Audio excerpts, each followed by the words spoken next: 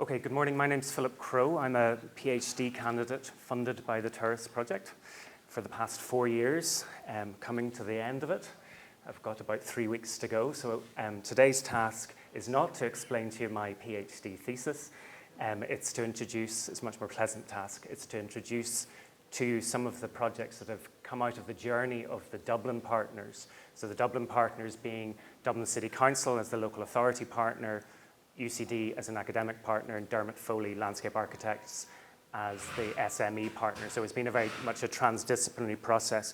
And as Zaritza mentioned a few minutes ago, all of these experiments that I'm going to present today, and I'm only presenting 3 of them, and they're all the result of collaborations and networks with local communities. And they've all been developed in collaboration, and they're all being operated in collaboration with citizens and community groups. And I would like to take this opportunity to thank all those people for their generous and very significant contribution to this work. And I know that several people from those community groups and citizens are in the room today.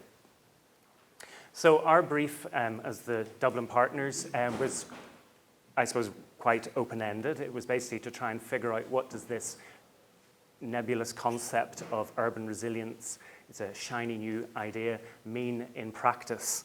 And I suppose we've come up, what has emerged from it are slightly surprisingly fundamental and simple ideas that we feel can help cities adapt to change. So to give you some examples, the 3 I'm going to talk about today, the first one, reusing Dublin, it's simply trying to understand how spaces are used in the city or how spaces are not used in the city. The second one, collaborations, is looking at making community groups and collaborative projects visible and accessible, which sounds fairly simple. But like all of these things, they sound simple, but actually when you get into them, they're extremely complex and do involve an awful lot of work. And the third one, called Compass, is simply trying to provide a guide for activating community projects. So I'm going to introduce each in turn.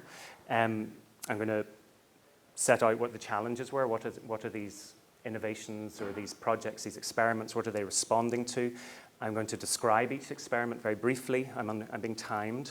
So I've got 15 minutes. And then I'm going to reflect on what has been learned and where they might be going in the future. And I suppose it's important to say that actually after tourists, most of these innovations are homeless and they need to have a life beyond tourists, and they need to have some form of an organization take them on and support them into the future.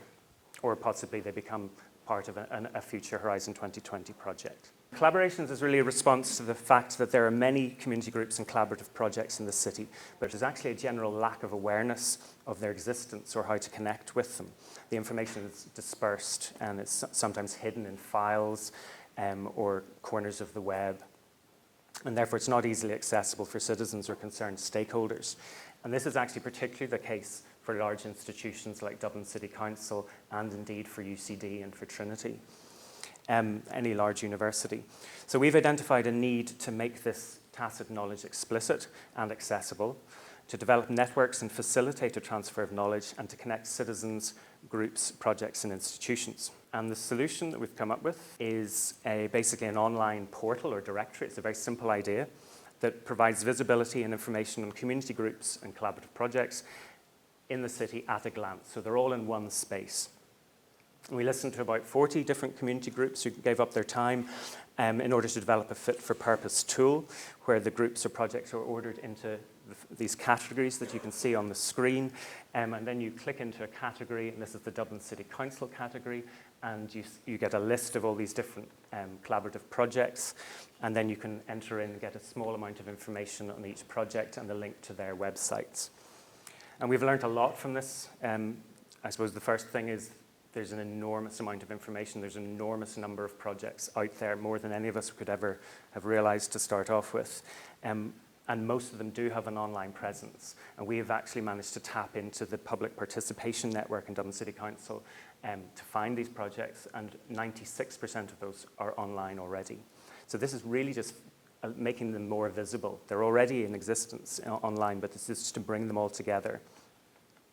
We've learned that it is very important at a very early stage in the project to engage with the communities to gain their trust and buy-in.